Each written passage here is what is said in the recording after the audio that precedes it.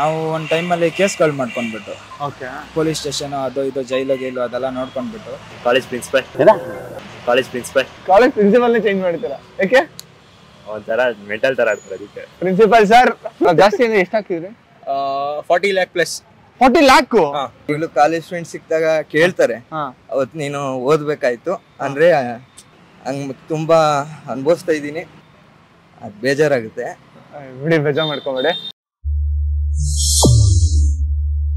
ಎಲ್ರಿಗೂ ನಮಸ್ಕಾರ.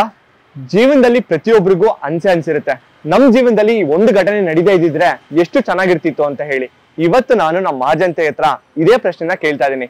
ನೀವೇನಾದ್ರೂ ಟೈಮ್ ಟ್ರಾವೆಲ್ ಮಾಡಿ ನಿಮ್ಮ ಜೀವನದಲ್ಲಿ ನಡೆದಂತ ಯಾವ್ದಾದ್ರು ಒಂದು ಘಟನೆಯನ್ನ ಚೇಂಜ್ ಮಾಡ್ಬೋದು ಅಂದ್ರೆ ಅದು ಯಾವ್ದು ಅಂತ ಹೇಳಿ. ಅದಕ್ಕೆ ಅವ್ರು ಹೇಗೆಲ್ಲ ಉತ್ತರ ಕೊಡ್ತಾರೆ ವಿಡಿಯೋನ ಪೂರ್ತಿಯಾಗಿ ನೋಡಿ. ಏನಕ್ಕೋಸ್ಕರ ಈ ಪ್ರಶ್ನೆನ ಕೇಳ್ತಾ ಇದೀನಿ ಅಂತ ಅಂದ್ರೆ ಅವ್ರು ಕೊಡೋ ಉತ್ತರದಿಂದ ನಿಮ್ಮ ಜೀವನದಲ್ಲಿ ಒಂದು ಚಿಕ್ಕ ಬದಲಾವಣೆ ಆಗ್ಬೋದು ಅನ್ನೋದು ನನ್ನ ಅಭಿಪ್ರಾಯ. ಇವಾಗ ವಿಡಿಯೋನ ಶುರು ಮಾಡೋಣ ಬನ್ನಿ. ನಿಮ್ಮ ಜೀವನದಲ್ಲಿ ನೀವು ಟೈಮ್ ಟ್ರಾವೆಲ್ ಮಾಡಿ ಏನಾದ್ರೂ ಒಂದನ್ನ ಚೇಂಜ್ ಮಾಡ್ತೀನಿ ಅನ್ನೋದಾದ್ರೆ ಯಾವ್ದು, ಯಾಕೆ? College principal. कितने तेजस्वी लोग हैं हमारे पास, कितने शानदार विचार रखते हैं जी. ಕಾಲೇಜ್ ಪ್ರಿನ್ಸಿಪಲ್ ಚೇಂಜ್ ಮಾಡ್ತೀರಾ ಯಾಕೆ? ಒಂಥರ ಮೆಂಟಲ್ ತರ ಆಗ್ತಾರೆ ಅದಕ್ಕೆ. ಪ್ರಿನ್ಸಿಪಲ್ ಸರ್, ನನ್ ಮೇಲೆ ನಿನ್ಗೆ ಯಾಕೆ ಇಷ್ಟು ದ್ವೇಷ? ನಾನು ಏನ್ ತಪ್ಪು ಮಾಡಿದೀನಿ? ಬಿಡಿ, ಹೆಂಗಿರೋ ಪಾಸ್ವರ್ಡ್ ಏನ್ ಮಾಡ್ಕೊಳಕ್ಕಾಗಲ್ಲ ಅನ್ನೋ ಧೈರ್ಯದ ಮೇಲೆ ಹೇಳ್ತಾ ಇದ್ರ ನನಗೆ ಗೊತ್ತು. ಅದೇ ಬ್ರೋ, ಮಿಸ್ಟೇಕ್ಸ್ ಆಗಿದೆ ಇದರಲ್ಲಿ. ಗೊತ್ತು, ಹುಡುಗರು ಅಂದ್ಮೇಲೆ ಮಿಸ್ಟೇಕ್ಸ್ ಅಂದ್ರೆ ಹುಡುಗರು.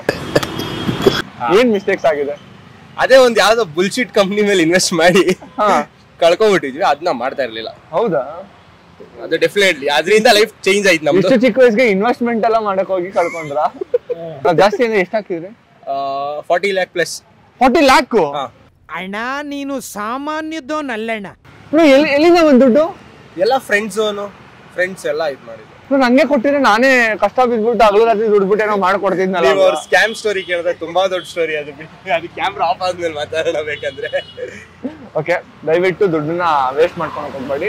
ಆದಷ್ಟು ದುಡ್ಡನ್ನ ಎಲ್ಲಾದ್ರೂ ಒಳ್ಳೆ ಕಡೆ ಇನ್ವೆಸ್ಟ್ ಮಾಡಿ, ಇನ್ಶೂರೆನ್ಸ್ ಮಾಡಿಸ್ಕೊಳ್ಳಿ. ಹೆಲ್ತ್ ಇನ್ಶೂರೆನ್ಸ್ ಇಡೋಣ, ಲೈಕ್ ಯಾವಾಗ ಏನಾಗುತ್ತೆ ಅಂತ ಹೇಳಿ. ಒಬ್ಬನೇ ಮಗನ? ಇಲ್ಲ, ಅಕ್ಕ ಇದ್ದಾರೆ. ಬಟ್ ಇನ್ಶೂರೆನ್ಸ್ ಮಾಡಿಸಿ, ನಿಮ್ಮ ಅಪ್ಪ ಅಮ್ಮಂಗೆ ಹೇಳ್ಬಿಟ್ಟು ಅವ್ರಿಗೆ ಇನ್ಶೂರೆನ್ಸ್ ಮಾಡ್ಕೊಳ್ಳಿ. This all will work. But please ಎಲ್ಲೆಲ್ಲೋ ನೋ, ಡೋಂಟ್ ಡೂ ದಟ್. ನಿಮ್ಮ ಹೆಸರು? ಶಬರೀಶ್ ಅಂತ. ಶಬರೀಶ್, ಏನ್ ಮಾಡ್ಕೊಂಡಿರೋದು? ಡ್ರೈವಿಂಗ್. ನಿನ್ನ ಗಾಡಿ? ಒಂದ್ ಗಾಡಿ. ಖುಷಿ ಆಗುತ್ತೆ ಬ್ರಾ.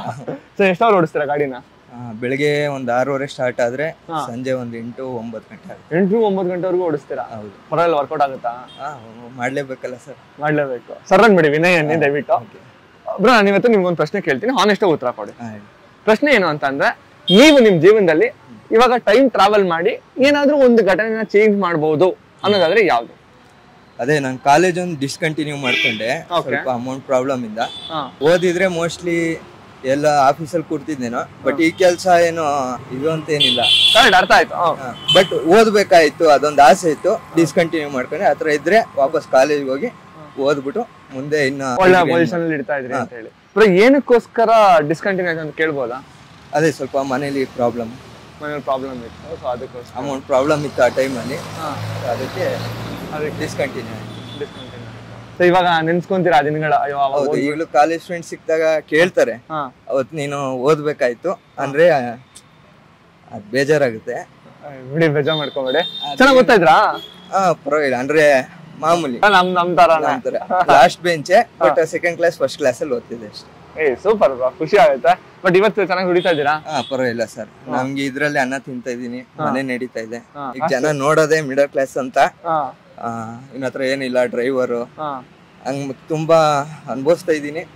ಚೆನ್ನಾಗಿ ಮಾತಾಡ್ತಾ ಇದಾರೆ ಅವ್ರಗಳ ಮುಂದೆ. ಈಗ ದುಡ್ಡು ಮಾಡ್ಬಿಟ್ಟು ಸಾಕು, ಇರೋ ಎಜುಕೇಶನ್ ಸಾಕು. ಇಂಗ್ಲಿಷ್ ಮಾತಾಡ್ತೀನಿ, ಹಿಂದಿ ಮಾತಾಡ್ತೀನಿ, ಕನ್ನಡ ಮಾತಾಡ್ತೀನಿ. ಸೂಪರ್.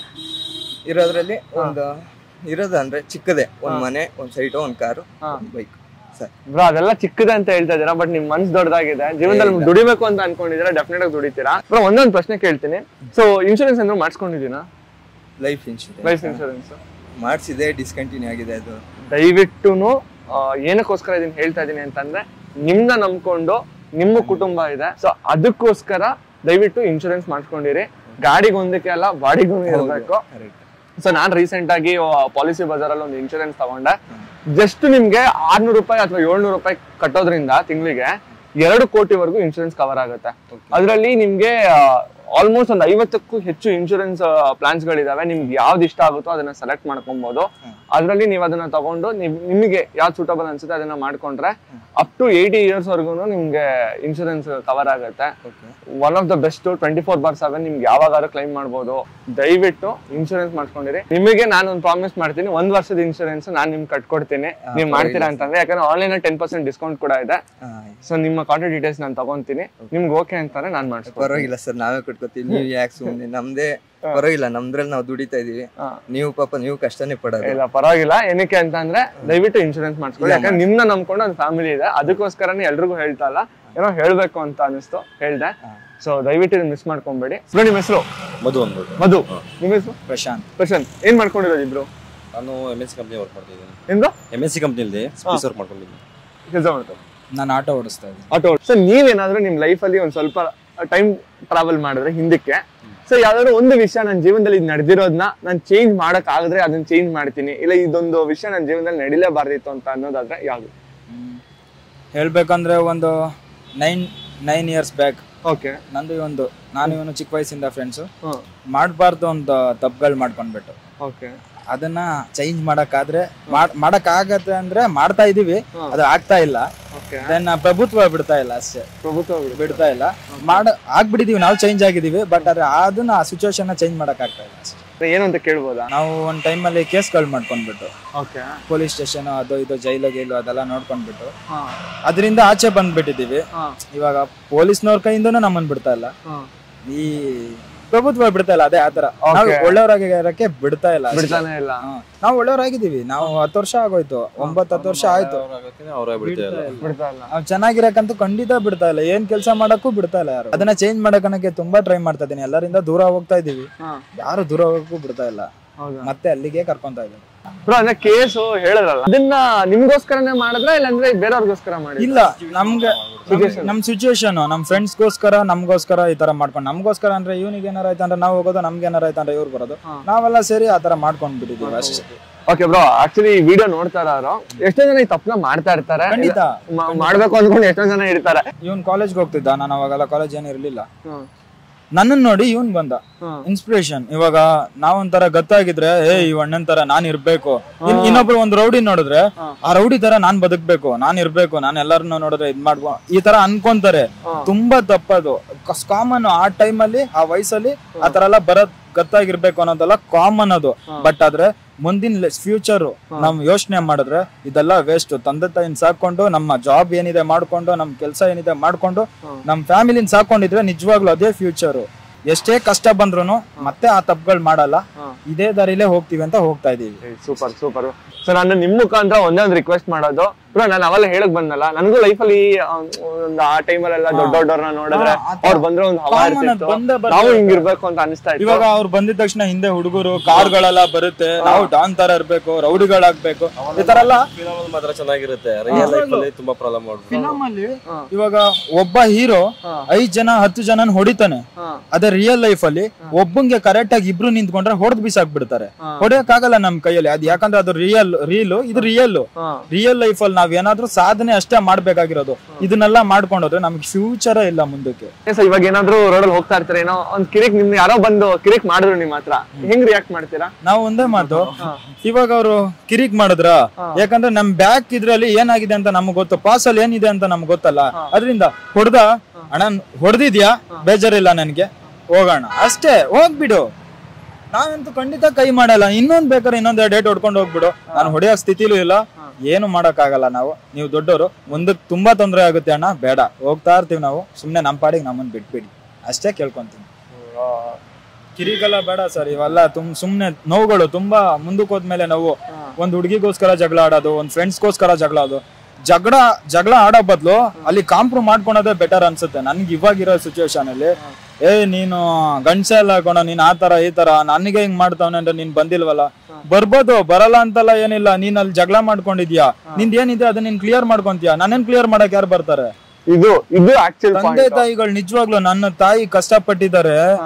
ಸ್ವಲ್ಪ ಕಷ್ಟ ಅಲ್ಲ, ಕೋರ್ಟ್ ಮುಂದೆ, ಸ್ಟೇಷನ್ ಮುಂದೆ ಅಲ್ದಾಡಿದ್ದಾರೆ. ಒಬ್ಬೊಬ್ರ ಹತ್ರನು 1 ರೂಪಾಯಿಗೆ ಭಿಕ್ಷೆ ಬೇಡಿದ್ದಾರೆ. ನಮ್ಮ ಅಮ್ಮನ ಕಣ್ಣೀರು ಮುಗಿಲು ಮುಟ್ಟಿದೆ, ಅಷ್ಟು ಕಷ್ಟಪಟ್ಟಿದ್ದಾರೆ ನನಗೋಸ್ಕರ. ತುಂಬಾ ಕಷ್ಟ ಅನುಭವಿಸಿದ್ದಾರೆ. ನಮ್ಮಿಂದ ನಮ್ಮ ಫ್ಯಾಮಿಲಿ ಎಲ್ಲ ಸಫರ್ ಪಡ್ತಾರೆ ನಿಜವಾಗ್ಲು. ಇದಂತೂ ಆಗೋ ಮಾತೆ, ಇದೆಲ್ಲ ಆಗ್ಬಿಡುತ್ತೆ. ಅದರಿಂದ ಇದೆಲ್ಲ ಬೇಡ, ನೋಡ್ಬಿಟ್ಟು ಕಲಿಯೋ ಬದಲು ನೋಡ್ದೇನೆ ಸುಮ್ನೆ ಇರೋದೇ ಬೆಟರ್. ನಮ್ಮ ಜೀವನ ಏನ್ ಬೇಕು ಓದ್ಕೊಂಡು ದುಡ್ಕೊಂಡು ನಮ್ಮ ಫ್ಯಾಮಿಲಿನ ಸಾಕೊಂಡು ಮದ್ವೆ ಗಿದ್ವೆ ಆಗಿ ಮಕ್ಳು ಮರಿ ಮಾಡ್ಕೊಂಡು ಚೆನ್ನಾಗಿದ್ರೆ ಅದು ಖುಷಿ. ಅವ್ರು ಇದ್ರಲ್ಲಿ ನಾವು ಖುಷಿ ಕಾಣ್ಬೇಕು. ಅದು ಬಿಟ್ಟು ನಾವು ಡಾನ್ ತರ ಇರ್ತೀವಿ, ನಮ್ಮ ನೋಡ್ರಿ ಎರಡ್ ಜನ 3 ಜನ ಭಯ ಪಡ್ತಾರೆ ಅಂತವ್ರೆ. ಭಯ ಸಾಧಾರಣವಾಗಿ ಪಡ್ತಾರೆ, ಗೌರವ ಅಂತೂ ಖಂಡಿತ ಯಾರು ಕೊಡೋಲ್ಲ. ಆ ಟೈಮಲ್ಲಿ ಭಯ ಪಡ್ತಾರೆ ಅಷ್ಟೇ. ಅದು ಆ ಟೈಮಲ್ಲಿ ಮಾತ್ರ ಬರ್ತಾರೆ. ನೀನ್ ಕೆಳಗಡೆ ಬಿಟ್ರೆ ನಿನ್ನ ಹಾಕೊಂಡ್ ತುಳಿತಾರೆ. ಅದು ಮಾತ್ರ ನಿಜವಾದ ಮಾತು. ಇಲ್ಲ ರೌಡಿಗಳಾಗ್ಬೇಕು ಅಂತ ಆಸೆ ಪಟ್ರೆ ಒಂದು ಮಚ್ಚಲ್ ಸಾಯ್ತೀರಾ, ಇನ್ನೊಂದು ಪೊಲೀಸರು ಬುಲೆಟ್ ಅಲ್ಲಿ ಸಾಯ್ತೀರಾ, ಒಂದ್ರಲ್ಲಿ ಸಾಯ್ತೀರಾ. ಬಿಡ್ತೀನಿ ಅಂದ್ರೆ ನಿಜವಾಗ್ಲೂ ಬಿಡಕ್ಕಾಗಲ್ಲ. ಅಂದ ವೇಳೆ ನೀವೆಲ್ಲ ಒಳ್ಳೆಯವರಾಗಿ ಚೆನ್ನಾಗಿ ಬದುಕಿದ್ರೆ ಬದುಕ್ತಂಗೆ, ಇಲ್ಲ ಅಂದ್ರೆ ಬದುಕದೇ ಕಷ್ಟ. ಸೊ ಡೆಫಿನೆಟ್ ಆಗಿ ನಿಮ್ ಮಾತುಗಳು ಎಷ್ಟೋ ಜನಕ್ಕೆ ಅಟ್ಲೀಸ್ಟ್ ರಿಯಲೈಸ್ ಆಗುತ್ತೆ ಲೈಫ್ ಅಲ್ಲಿ. ಹೌದು, ಇದು ನಿಜ ಅಲ್ಲ, ಆಗ್ಲೇಬೇಕು ಸರ್, ರಿಯಲೈಸ್ ಆಗ್ಲೇಬೇಕು. ರಿಯಲೈಸ್ ಆಗಿಲ್ಲ ಅಂದ್ರೆ ಮುಂದಕ್ಕೆ ತುಂಬಾ ನಮಗೆ ಚಾನ್ಸ್ ಅನ್ನೋದಿರಲ್ಲ. ಕಾಲೇಜ್ ಹೋಗೋರ್ಗೆಲ್ಲ ಇದು ಇವಾಗ ಜೋಶ್ ಅನ್ಸುತ್ತೆ. ಅವ್ರಿಗೆಲ್ಲ ಒಂದು 25-26 ಏಜ್ ಆಯ್ತಿದಂಗೆ ಅವ್ರಿಗೆ ಗೊತ್ತಾಗುತ್ತೆ. ಅವ್ರಿಗೆ ಕರೆಕ್ಟ್ ಅನ್ಭವಿಸಿದ ಮೇಲೆ ಗೊತ್ತಿಲ್ಲ. ಎಲ್ಲರಿಗೂ ಇವಾಗ ಬೈಕ್ ಓಡಿಸ್ತಾರೆ, ಬೈಕ್ ಕ್ಲೀನ್ ಆಗಿ ಓಡಿಸ್ಕೊಂಡಿದ್ರೆ ಚೆನ್ನಾಗಿರುತ್ತೆ. ಅವರು ರೇಸು ಗೀಸು ಸ್ಪೀಡು ಗೀಡು ಅದೆಲ್ಲ ಮಾಡ್ತಾರಲ್ಲ, ಒಂದು ಸತಿ ಸರಿಯಾಗಿ ಬಿದ್ದಿ ಕೈ ಕಾಲು ಕಳ್ಕೊಂಡಾದ್ಮೇಲೆ ಆ ಪೆಟ್ಟು ಗೊತ್ತಾಗುತ್ತೆ. ಇನ್ನೊಬ್ರಿಗೆ ಹೇಳ್ತಾರೆ ಈ ತರ ಓಡಿಸ್ಬೇಡ ಕಣ, ನನಗೆ ಹಿಂಗಾಯ್ತು ನಿನ್ಗೂ ಆಗುತ್ತೆ. ಅದೇ ಮ್ಯಾಟರ್. ಅಂದ್ರೆ ಇರೋಷ್ಟೊತ್ತಿಗೆ ಚೆನ್ನಾಗಿರ್ಬೇಕು. ಕಳ್ಕೊಂಡಾದ್ಮೇಲೆ ನಿಜವಾಗ್ಲೂ ಕಳ್ಕೊಂಡಿರೋದು ಲೈಫ್ ಸಿಗಲ್ಲ ವಾಪಸ್. ಟೈಮಿಂಗ್ಸ್ ಅಂತೂ ಬರೋದೇ ಇಲ್ಲ. ಎಲ್ಲರೂ ಹೇಳ್ತಾರೆ ನನಗೆ ಒಂದೇ ಒಂದು ಚಾನ್ಸ್ ಕೊಟ್ರೆ ಸಾಕು ಬದುಕ್ತೀನಿ ಅಂತ. ನಮಗ್ ಕೊಟ್ಟಿರೋದೇ ಸ್ಟಾರ್ಟಿಂಗ್ ಒಂದೇ ಚಾನ್ಸ್, ಅದ್ರ ಮೇಲೆ ಯಾರು ಚಾನ್ಸು ಕೊಡಲ್ಲ. ಎಲ್ಲ ಹೇಳ್ತಾರೆ 3 ಚಾನ್ಸ್ ಇರುತ್ತೆ, 2 ಚಾನ್ಸ್ ಇರುತ್ತೆ, ದೇವ್ರು ಕೊಡ್ತಾನೆ. ಯಾವ ಚಾನ್ಸು ಕೊಡಲ್ಲ, ನಿಮಗೆ ಕೊಡೋದೇ ಒಂದೇ ಚಾನ್ಸ್. ದೇವ್ರು ಹುಡ್ಸ್ದಾಗ್ಲೇ ಚಾನ್ಸ್ ಕೊಡೋದು. ಹುಟ್ಟಿದಾಗ್ಲಿಂದಾನೆ ಕರೆಕ್ಟ್ ರೂಟ್ ಅಲ್ಲಿ ಹೋದ್ರೆ ನೀನ್ ಬದುಕ್ತಿಯಾ ಇಲ್ವಾ? ನೀನ್ ಬದುಕಕ್ಕಂತೂ ಖಂಡಿತ ಆಗಲ್ಲ. ಈ ದುಡಿಯೋದ್ರಲ್ಲಿ ಬೇಕಾದ್ರೆ ದೇವ್ರು 1-2-3 ಚಾನ್ಸ್ ಕೊಡ್ಬೋದು. ಬಿದ್ದ ಎದ್ದ ಆ ತರ ಕೊಡ್ಬೋದು ಅಷ್ಟೇ. ನೀವು ರೂಟ್ ತಗೊಂತಿರಲ್ಲ, ಒಂದು ಸತಿ ಕೆಟ್ಟ ದಾರಿಗೆ ಹೋದ್ಮೇಲೆ ಅಲ್ಲಿಂದ ಒಳ್ಳೆ ದಾರಿಗೆ ಬರೋದು ತುಂಬಾ ಕಷ್ಟ. ನಾನು ಇವಾಗ ಕೆಟ್ಟವನಾಗಿದ್ದೀನಿ, ನೀವು ಕೆಟ್ಟವನು ಅಂತ ನಿಮಗೆ ಗೊತ್ತು ನಾನು ಕೆಟ್ಟವನು ಅಂತ. ನಾನು ಇಲ್ಲ ಒಳ್ಳೆಯವನು ಅಂತ ನಿಮ್ಮ ಹತ್ರ ಹೇಳಿದ್ರೆ ನಿಮ್ಗೆ ಗೊತ್ತಾಗುತ್ತಾ ನಾನು ಒಳ್ಳೆಯವನು ಅಂತ ಅನ್ಕೊಂತೀರಾ? ನೀವು ಅನ್ಕೊಳಕ್ ಚಾನ್ಸೇ ಇಲ್ಲ. ಅದೇ ಒಳ್ಳೆಯವನಾಗಿದ್ದು ಕೆಟ್ಟವನಾಗ್ಲಿ ಅವನಂತ ಕೆಲಸ ಮಾಡಿರಕ್ ಸಾಧ್ಯ ಇಲ್ಲ, ಅವ್ನು ಒಳ್ಳೆಯವನು ಅಂತ ಹೇಳ್ತೀರಾ. ಕೆಟ್ಟವನಾಗ್ಬಿಟ್ಟು ಒಳ್ಳೆಯವನಾಗೋದು ತುಂಬಾ ಕಷ್ಟ ಆಗಲ್ಲ. ನೀವು ಹೇಳಿದ ತರ ಟೈಮ್ ಟ್ರಾವೆಲ್ ಏನಾರ ನಾವು ಮಾಡ್ಬೇಕು ಅಂದ್ಕೊಂಡ್ರೆ ಆ ಸಿಚುವೇಶನ್ ಏನಾಗಿತ್ತೋ ಆ ಜಾಗಕ್ಕೆ ಸ್ಪಾಟ್ಗೆ ಹೋಗಲ್ಲ. ಟೈಮ್ ಟ್ರಾವೆಲ್ ಆ ತರ ಈ 7 ಸೆನ್ಸ್ ಯಾವ್ದೋ ಒಂದು ಮೂವಿ ಇದೆಯಲ್ಲ, ಆ ತರ ಟೈಮ್ ಟ್ರಾವೆಲ್ ಏನಾರು ಬಂತಂದ್ರೆ ನಾನು ನಿಜವಾಗ್ಲೂ 10ನೇ ಕ್ಲಾಸಿಗೆ ವಾಪಸ್ ಹೋಗ್ಬಿಡ್ತೀನಿ. ನಾನು 10ನೇ ಕ್ಲಾಸ್ ಮೇಲೆ ಏನ್ ಆಗ್ಬೇಕೋ ಇದೆಲ್ಲ ಬಿಟ್ಬಿಟ್ಟು ಮುಚ್ಕೊಂಡು ನನ್ನ ಅಮ್ಮನ ತಾಯಿ ತಂದೆ ನೋಡ್ಕೊಂಡು ಸೈಲೆಂಟ್ ಆಗ್ಬಿಡ್ತೀನಿ. ಇದಕ್ಕೆಲ್ಲ ಬರೋದೇ ಇಲ್ಲ. ಯಾರಾದ್ರೂ ಹೆಂಗಾರು ಒಡ್ಸ್ಕೊಂಡ್ಲಿ, ನಾನಂತೂ ಹೋಗಲ್ಲಪ್ಪ. ಬ್ರೋ ನಿಜ ನಿಮ್ ಹತ್ರ ಮಾತಾಡಿ ಸಿಕ್ಕಾಪಟ್ಟೆ ಖುಷಿ ಆಯ್ತು. ನಾನು ಒಂದೇ ಒಂದು ರಿಕ್ವೆಸ್ಟ್ ಮಾಡೋದು, ನೀವ್ ಹೇಳಿದಂಗೆನೆ ದೇವ್ರು ನಿಮ್ಗೆ ಸೆಕೆಂಡ್ ಚಾನ್ಸ್ ಕೊಟ್ಟಿಲ್ಲ ಅಂತ ಹೇಳ್ತಾ ಇದೀರಾ.